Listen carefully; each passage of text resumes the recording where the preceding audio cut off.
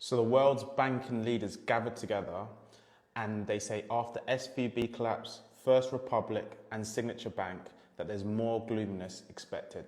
But you might be thinking, how does it have an impact on property investors like ourselves? Well, Bridgewater, one of the biggest hedge funds in the whole of the world, are predicting that interest rates aren't likely to decrease anytime soon.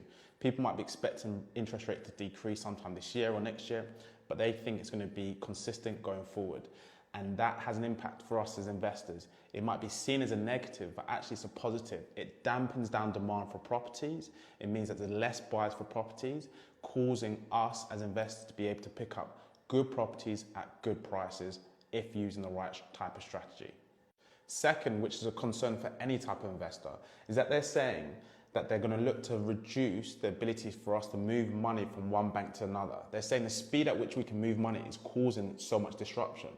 It's our money. So why does it have an impact as an investor? Because there's going to be a potential attack on our finances, attack on our cash. And having physical assets like property, gold, etc. are going to be helping us to retain our wealth. Money is reducing in value, but property will always hold its value.